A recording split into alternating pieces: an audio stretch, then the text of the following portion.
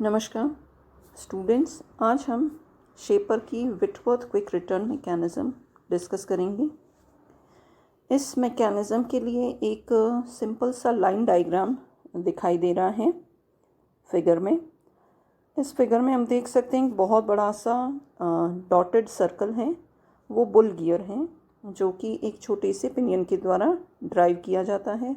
और फिगर में इसके मूवमेंट की डायरेक्शन हमको क्लॉकवाइज दिखाई दे रही है। तो ये बड़ा वाला बुल गियर ये क्लॉकवाइज डायरेक्शन में पिनियन की हेल्प से रोटेट करेगा। ये बुल गियर एक बहुत बड़ी पिन, जिसको कि यहाँ पर सी नाम से लिखा गया है फिगर में, ये इस सी पिन के अबाउट के ऊपर फिक्स्ड रहता है या माउंट किया हुआ होता है और इसके अबाउट ये फ्रीली रोटेट हो सकता है।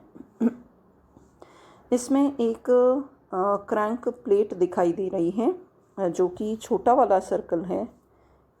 ये छोटा सर्कल जो है ये एक क्रैंक प्लेट है जो कि इसी बुल के ऊपर एसेंट्रिकली फिक्स किया गया है पॉइंट डी के ऊपर। ये पॉइंट डी है, ये पॉइंट डी इस क्रैंक पिन का सेंटर है और इस क्रैंक प्लेट को इस बुल गियर के ऊपर एसेंट्रिकली फिक्स किया गया है। इसी बुल गियर के फेस के ऊपर एक और पिन लगाई गई है जो कि फिगर में ए नाम से दिखाई दे रही है।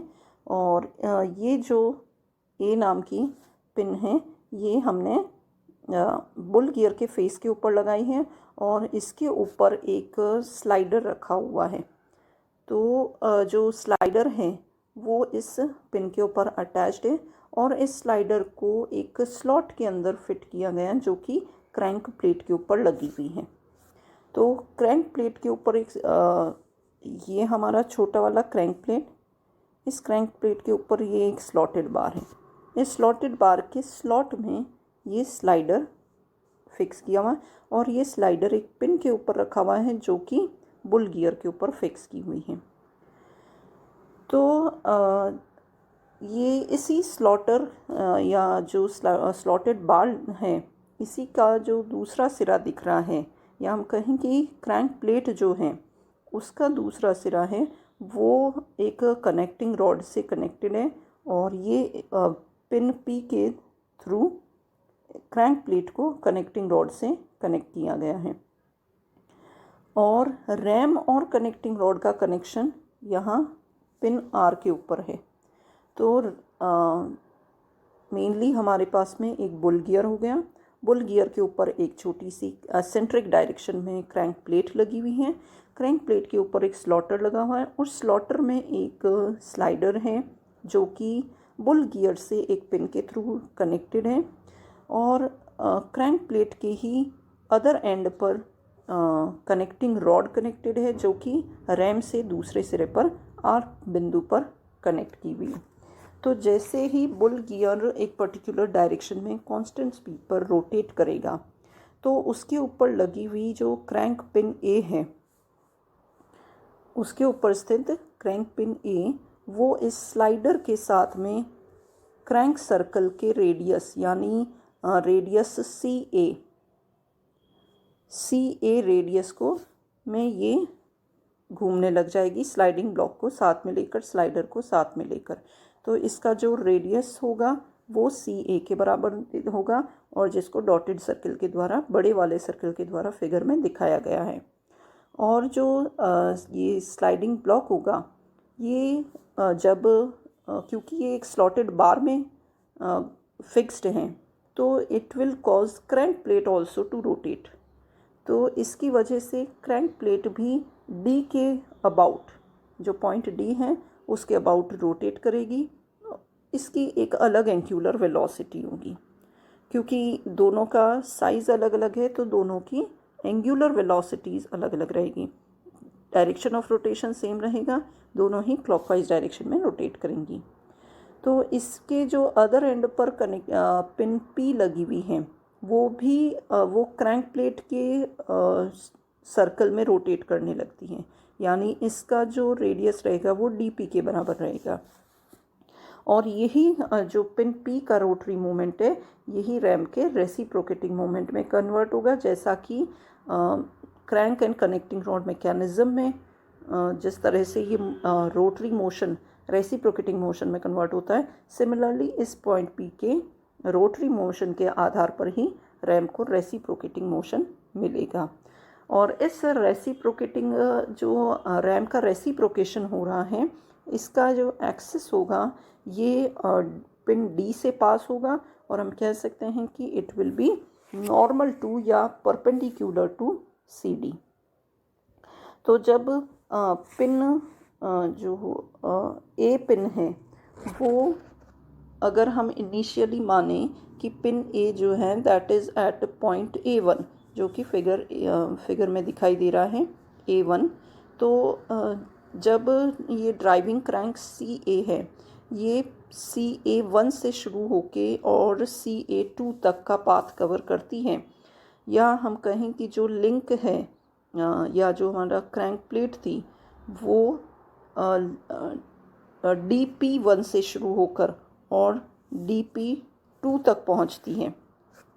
यानी फिगर में हमको दोनों चीज़ें दिखाई दे रही हैं।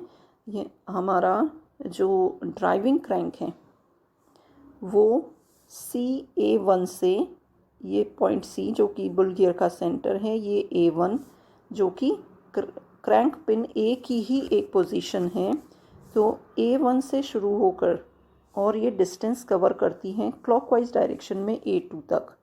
और जब ये इस तरह का डायरेक्शन कवर कर रही होगी उसी वक्त जब DP की पोजीशन है वो DP1 से शुरू होकर और DP2 तक पहुंच रही है। ये फिगर में ये D एंड ये P1 पोजीशन और ये इस साइड में P2 पोजीशन।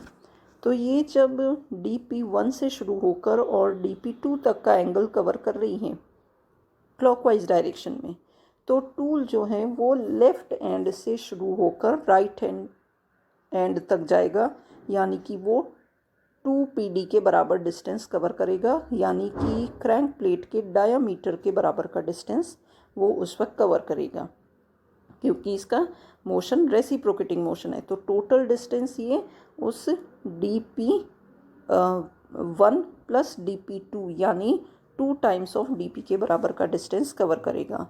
और जब क्रैंक पिन, यही जो क्रैंक पिन A है, ये CA2 से लेकर और CA1 तक पहुंचेगी, क्लॉकवाइज डायरेक्शन में ही रोटेशन हो रहा है।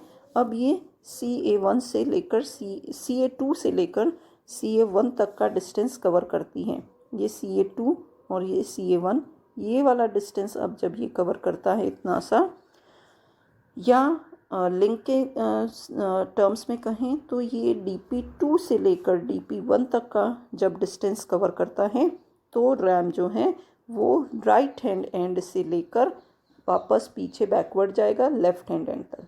यानी पहले केस में जब ये CA1 से CA2 तक पहुंच रहा था क्लॉकवाइज डायरेक्शन में, CA1 से लेकर CA2 ये वाला सर्कल का ये पार्ट जब ये कवर कर रहा था उस वक्त ये फॉरवर्ड स्ट्रोक कर रहा था, लेफ़्ट हैंड से राइट हैंड एंड की तरफ जा रहा था।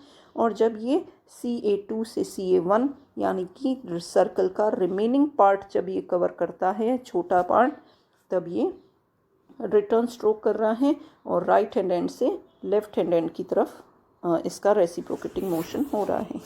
तो फॉरवर्ड स्ट्रोक मिल रहा है A1 से लेकर A2 तक में, और A2 से लेकर A1 में रिटर्न स्ट्रोक मिल रहा है।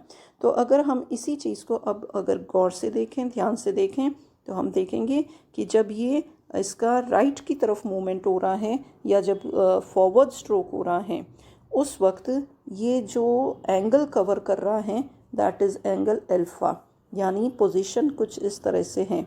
ये CA1 है और ये CA2 है और ये CA2 है, और ये सर्कल का इतना बड़ा एरिया कवर कर रहा है, और इस वक्त जो एंगल बन रहा है दैट इज़ अल्फ़ा। तो ये अल्फ़ा एंगल को कवर कर रहा है उस वक्त, जबकि ये फॉरवर्ड स्ट्रोक कर रहा है। तो हम कह सकते हैं कि और वापस जब ये आ रहा है, रिटर्न स्ट्रोक जब ये कर रहा है, तो ये सर्कल का छोटा वाला हिस्सा कवर कर रहा है, यानी कि बीटा एंगल, ये बीटा एंगल जो है छोटा वाला हिस्सा, ये इसको कवर कर रहा है। इसकी जो स्पीड है वो कांस्टेंट स्पीड है। तो हम कह सकते हैं कि क्योंकि एंगल अल्फ़ा बड़ा है तो इसको कवर करने में इसको टाइम ज़्यादा लगेगा, और छोटा एंगल जो बीटा है उसको कवर करने में इसको कम टाइम लगेगा। तो इस तरह से हमको ये क्विक रिटर्न मैकेनिज़्म मिलेगी कि फॉरवर्ड जो कटिंग स्ट्रोक होगा that will be comparatively slower, और जो रिटर्न स्ट्रोक होगा वो कंपैरेटिवली फास्टर होगा, उसमें टाइम कम लगेगा। तो इस तरह से ये विटवर्थ क्विक रिटर्न मैकेनिज़्म है, और इसको 4 लिंक्स के द्वारा हमने समझने का प्रयास किया है। स्लॉटेड बार को हमने फर्स्ट लिंक कहा, जो फिक्स लिंक था DC का पोर्शन यानी कि बुल गियर का सेंटर और क्रैंक प्लेट का सेंटर जो है उसको हम एक तरह से कह दें कि this is a fixed link. और जो ड्राइविंग क्रैंक था हमारा, ये जो कि C और A का पार्ट था, उसको हम लिंक 3 कह सकते हैं, जो कि रोटरी मोशन करेगी। और उसके अंदर स्लाइडर लिंक 4, उसको हमने स्लाइडर जो था स्लाइडिंग ब्लॉक जो कि पिन A के ऊपर लगा हुआ था, उसको हमने 4th लिंक का है। तो इन 4 लिंक्स के कॉम्बिनेशन से ये एक क्विक रिटर्न मैकेनिज़्म बनी है।